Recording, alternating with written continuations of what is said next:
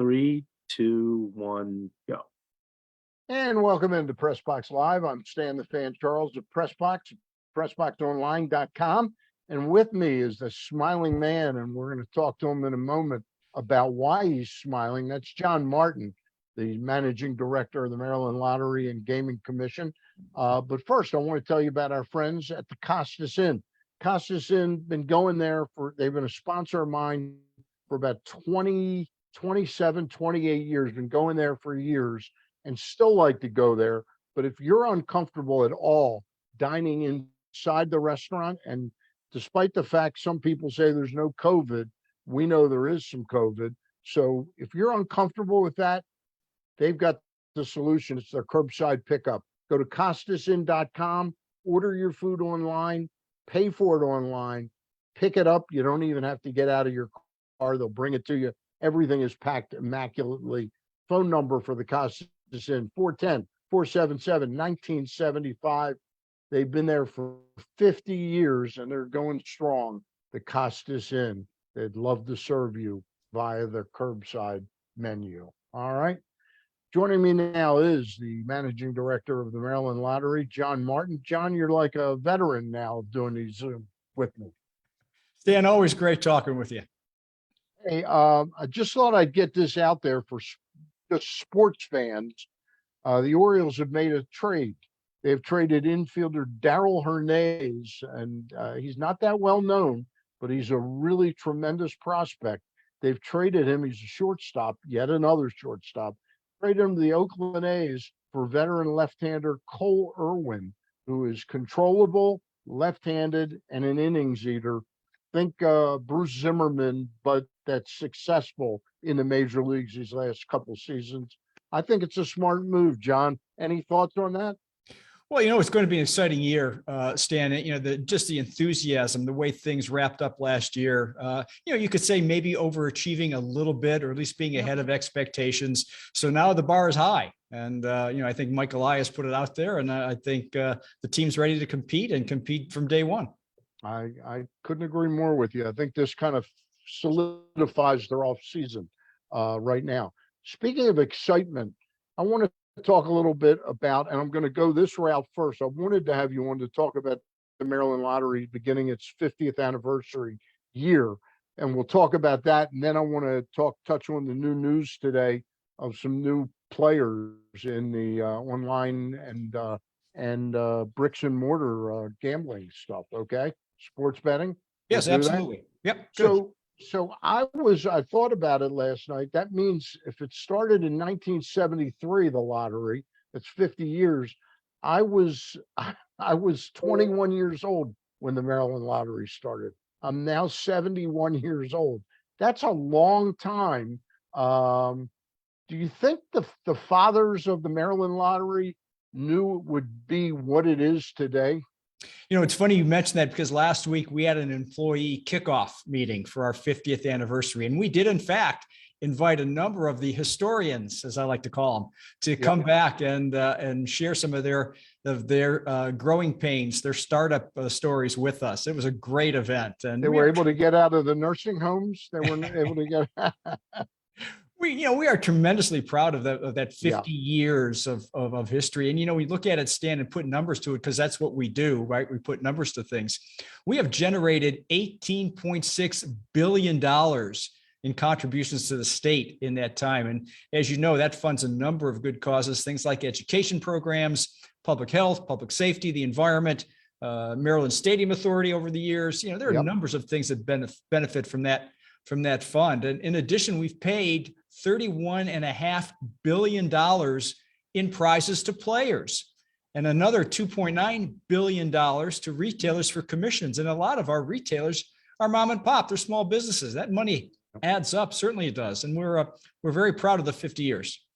The other day I heard there was a political discussion. I'm not trying to get into left wing, right wing.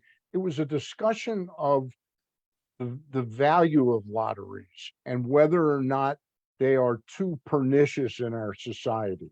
Obviously, you're not going to side with that, but could you maybe, for the public out there that's watching this and saying, what really is the purpose of lotteries? Who first invented lotteries. Could you talk to that at all?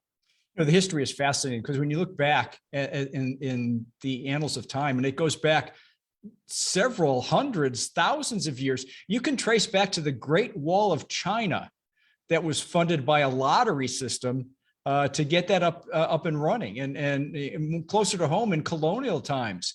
Well documented. George Washington funded the Continental Army with a lottery.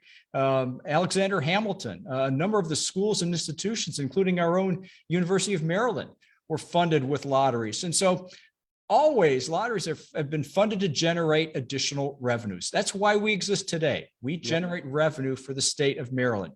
Some people would like to think that we exist so they can win money. And that's okay that they think that. But the reality is, we're really here to generate, as an agency of the state of Maryland, money that funds good causes that benefit all Marylanders, whether they play the lottery or not. Now, just got to ask you this. At the end of every gaming ad, there's a thing that be responsible. Is the lottery at all concerned with the people out there, that they don't go beyond their means? Because I don't think their ads call upon that being said, that disclaimer. Oh, absolutely. No, we're very active in our Play Responsibly campaigns, and particularly with our partners at the casinos and now sports wagering, but in our traditional lottery retail as well. It's a responsibility we don't shy away from. We step up, and we're very proud to be one of 10 lotteries in the country that has achieved the highest level of certification from the World Lottery Association on our problem gambling programs. And that impacts how we design products and games, how we market and advertise, how we just manage the overall experience. And one of our strong partners is the University of Maryland Center of Excellence on Problem Gambling, who supports a 1-800-GAMBLER phone number. They provide free resources for people who may need help. And more importantly, Stan, sometimes the person who is in most need doesn't recognize that. And so it's the family members. So anyone can contact. If you or a family member you feel needs some help, dial 1-800-GAMBLER or mdgamblinghelp.org. All too often the person that's in that situation thinks that they're just one bet away from being, everything's going to be okay. Wanted to talk about this 50th lottery. It's great to have the name. It's the 50th anniversary. What's in it for the players? What's in it for the lottery? The mom and pop shops. Is something extra being done for the fam? We are very anxious and excited to get into the year. And we started actually on January 2nd, on the first day of the new year. We launched a new $1 fast play game. And fast play, Stan, is a category of games where they kind of play like a scratch off ticket, but they're printed at the terminal. So you don't have all the schmutz that comes off the ticket, but it plays very similarly. And that game was called We're 50, Win $50. So that was our game start on January 2nd. Just this last week, we've introduced a family of games, the Gold Multiplier family of games. Gold is in 50th, and that's kicked off this week, as well as a second chance contest that will award, even if you don't have a winning ticket, you submit your non-winning tickets and we'll pull a lucky winner out of the hat, if you will, in February, March, April, May, and June, and for $50,000 each time. Coming up next month, in February, we have a couple exciting games that are really going to appeal to both new and old lottery players. I read your release. Isn't there a $50 ticket, but that's got a chance to be, and it sounds like there's not going to be like one winner. There's going to be a lot more than usual. Well, our $50 ticket, that's a new entry point on the price point here at Maryland. We're about 13 other states around the country that offer $50 games. This is our first effort. The game itself, not surprisingly, is called 50 Years. And the top prize, and there are 3 of them. How'd you come up with that name, John? They don't invite me in on that, Stan. They've got their own secret sauce they go through, but that's the way it came up.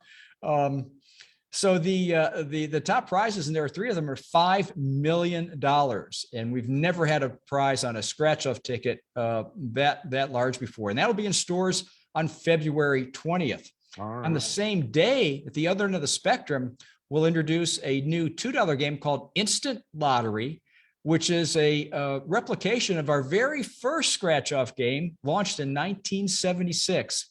So if any of you out there, your listeners and watchers have been familiar with the lottery since its early days, they may recall that game Instant Lottery. It's coming back in February. Unbelievable. It's hard to believe it's been 50 years. So will different games be sort of released every month during the whole year?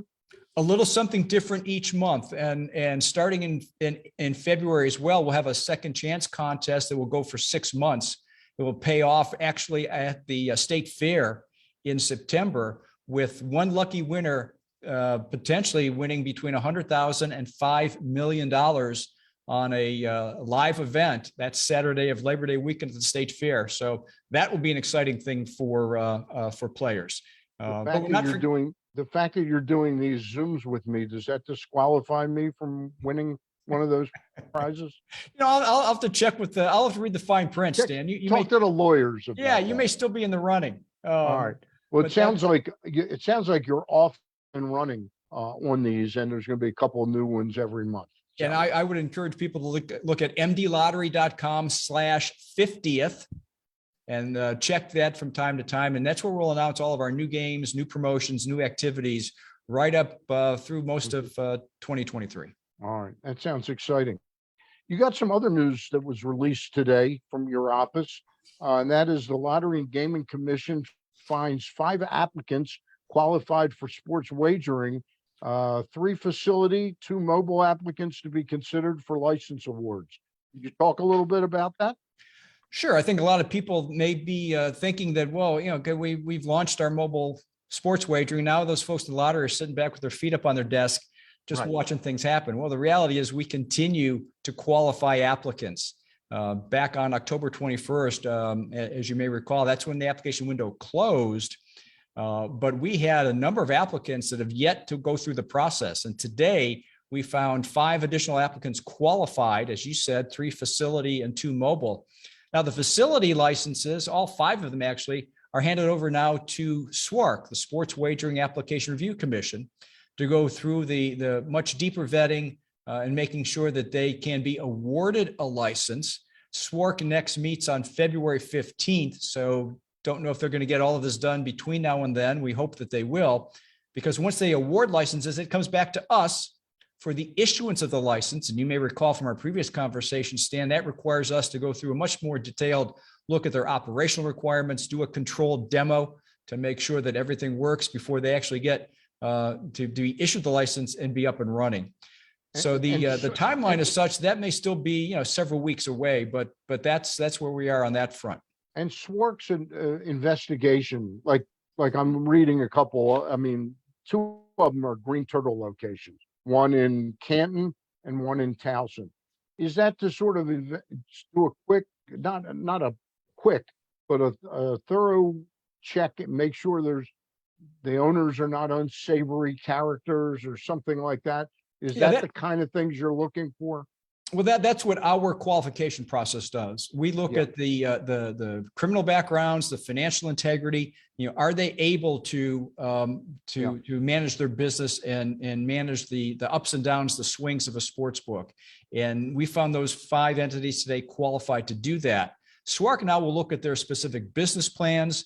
They'll look at their all of the elements they need to go to market, and make sure that they're in place to be awarded the license. And then when we do the issuance of the license, we're looking at things like their surveillance systems, their internal controls, testing the software, making sure that they can place wagers, pay off on those wagers, and do the back office accounting. So there are a number of boxes that need to be checked. So for any of these entities, and as you would expect at this point in the process, Stan, these are smaller operations. It's we're past the BetMGMs and the Caesars. So these are going to be people that may need to take a little more diligence, a little more time to get through the process. And, it could be middle of the year, middle of the calendar year before they're actually up and running. When you're dealing with these smaller ones that aren't real players in the gaming neighborhood, do they understand the complexities or do they think this is just going to be printing, hey, we're going to open this. And it's just printing money. I mean, do they understand the complexities of running a gaming operation? Well, we certainly hope so. And we have been, very transparent from the start to making sure, do your homework, do your due diligence before you even applied by the October 21st deadline, and make sure that it made sense for you. And you look at a place like a Green Turtle, where they've got the food service, they've They got got the terrific bar. hamburgers at the Green Turtle. So they're going to thrive as a restaurant location. Yeah. So the Yeah. additive appeal of a sports book is a net plus, right? Yeah. You're more concerned with the person who maybe isn't as established and is looking to this to bring in a lot of traffic. That may be a little bit of a reach. A reach. This is a place that's got the traffic, and I think this is a way to give those fans or customers a value added thing, that they come to watch a game on the bar and they can bet at the bar, Right. or sit down and eat dinner. Right. Do these places, the bricks and mortar places, and let's give Kathy P hospitality, Michael's on the South River in Riva, Anne Arundel County. Let's give her a plug because we mentioned Green Turtle. Do they have to be affiliated with a sports book? Yeah, very much. That's exactly the way it works. I mean, these are the license holders. Okay. And those are the people that get through the strict vetting and the qualification process that we go through. But ultimately, they all need to partner with the sports book themselves. And are there enough sports books still available, or is it like musical chairs? And all of a sudden, the Green Turtle's got two places, and they go, "Who are we going to partner with?" Yeah, exactly. That's a great analogy. Musical chairs for more ways than one is that what we're already starting to see, and there was an announcement this week. I don't know if it got on your radar, Stan, that Fanatics, which we just opened up with the Washington Commanders at FedEx Field recently. Yep. Fanatics is very new to the industry, yet they're now making an overture to actually acquire the Bet Parks sports book. So I think you're going to see over certainly the 12, 18, 24 months, you may see a further acquisition mode of some of these people trying to gobble up some market share. And, eventually I think that's the long game, is that I don't know that you can be sustainable with 15, 20 different sports books in the state of Maryland. I think you're going to see some acquisition over time, and it's literally started this week in terms of making the announcement, although we certainly have a long way to go before that gets resolved. All right. And a couple of these other locations, these are going to be mobile sports wagering licenses, are Crab Sports Maryland and SBO PCO LLC Superbook. What's the story with those people? Yes, Superbook is actually a great story. You may recall, it was several months ago, the Baltimore Orioles made an announcement that they were going to partner with Superbook to offer their marketing assistance to the Superbook license. And so, all indications are that is still going well. I don't want to speak for the Orioles on that front, but eventually we would hope that would be their marketing effort to position Superbook, and whether that how that gets played out is, again, not for me to say or determine, but that is the alliance, if you will, is between those entities. And Crab Sports, on the other hand, is a Maryland-based company, small business, obviously, yet to get a sports book up and running with them in tandem, but they are in negotiation. So I think we'll see that very, very soon coming down the line as well. All right, you've got an amazing amount on your plate. I appreciate your coming in today to talk about the 50th anniversary of the Maryland Lottery. It's quite unbelievable, because I remember what a big deal it was when it first started, and it's still a big deal after all these years. And under your stewardship, doing very, very nicely. Well, I appreciate that. I'll make a promise. We'll do it again in 50 years. What do you say? All right, sounds good. Hey, one last thing. Is in my imagination, last week we had the Mega Millions, and it went paid that little gas station in Maine or something like that. Somebody won $2.3 million. Is it just my imagination, or are there more and more bigger purses that are happening. And is that just a coincidence? It's purely as a luck of the draw, Stan. But you're right. 1.3 billion was the prize in Maine, and it was 2 billion 1.3, before that's that right. in Yep. California, and 1.3 billion before that in Chicago. But it does seem like over the last year or two that every few months we get one of these ramp ups. Right now, knock on wood, Powerball is well over 570 million now. Is that halfway there to another run? But no, there's no rhyme or reason. There were changes made to both games back in 2015 and 2017. So certainly years ago, but it just seems now that a lot of these things are progressing to much larger jackpot runs. And just one last question as to the numbers. When the numbers are drawn, the way when people are buying tickets, it's feeding out new numbers all the time. There can be 3 or 4 winners of one of these, correct? Oh, absolutely. And that's part of the irony, because statistically, the larger the jackpots get, the more likely you would get multiple winners. Yeah. Yet the last number have been single winning tickets. So that's a head scratcher. I love it. I love it. John, really appreciate the time again, as always. Enjoy it, John. Stan. All Thank right. you. And have a great weekend ahead. All right. Thanks, you too. All right. Want to remind folks that our Zooms are brought to you in part by this offer, and it has to do with DraftKings. Go to PressBoxOnline.com/offers and click on the DraftKings offer.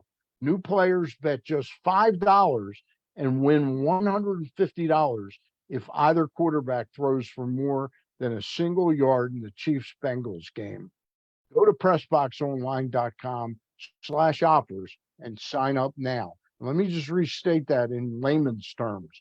That means this Cincinnati Kansas City game on Sunday, and it is the late game. It's a 6:30 game.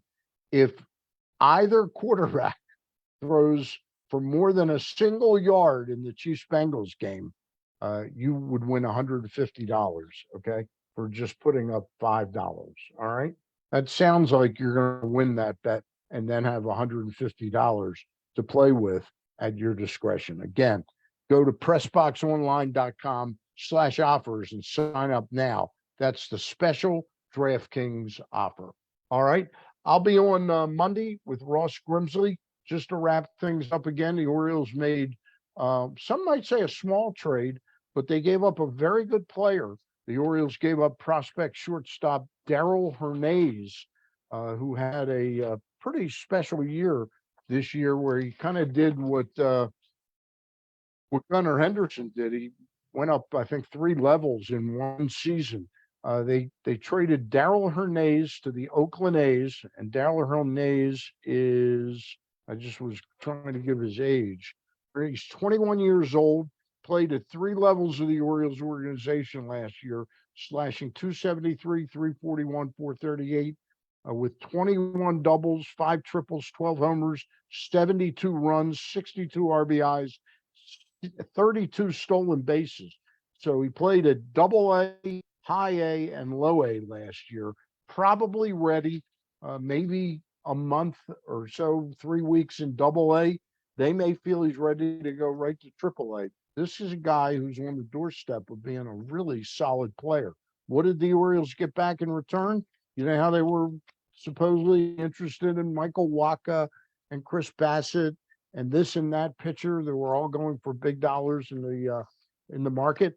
They got back 28-year-old left-hander Cole Irwin, and Cole Irwin pitched this season, 9-13 record with a career best 398 earned run average. He set career highs in innings pitched and strikeouts with 128 strikeouts. He had a nice season this year, and this guy can pitch innings, can pitch 160, 170 innings, and he should fare well at Oriole Park at Camden Yards as a left-hander, a big guy, burly a little bit. I like him. I like the pickup. I think the Orioles are done now for going into spring training. So the offseason has seen them sign make that trade with the Mets, where they got James McCann. They got Adam Frazier. They've got this trade of Cole Irwin. They signed Michael Givens, and who am I leaving out? They signed somebody at the very beginning of free agency. Kyle Gibson. So Kyle Gibson, Adam Frazier, Michael Givens, James McCann, Cole Irwin. These are all kind of veteran players that really are the type of ingredients you have on a winning team.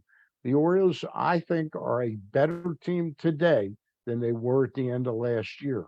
Obviously, the Yankees re-signed Aaron Judge, brought in Carlos Rodon, made some other moves as well. Toronto has picked up Chris Bassett. They made that big trade with acquiring Dalton Varsho. They're a prime contender. Tampa hasn't done much. They do get back some injured players, and Boston has done a lot of moving the furniture around. I don't know whether they're going to be better or not. I can tell you the Orioles, with the expected improvement of Adley Rutschman and the expected improvement of Gunnar Henderson and a couple of these other young players that are going to be biting at the heels of the regulars, the Orioles stand a fairly good chance to contend for at least a wild card spot in the American League. All right. That wraps us up for this Zoom. We thank John Martin of the Maryland Lottery and Gaming Commission. I'll be on with Glenn tomorrow morning. You can also watch our picks on the website at PressBoxOnline.com. Glenn and I are doing our postseason challenge, and we'll talk more about that on the air tomorrow. Okay. Thanks for tuning in. I'll be back on Monday night with Ross Grimsley at 6 o'clock, and we hope to have somebody from the Orioles. And then next Thursday, we're working on a couple things. But that's it for now. Have a great rest of your Thursday. Thank you. Bye.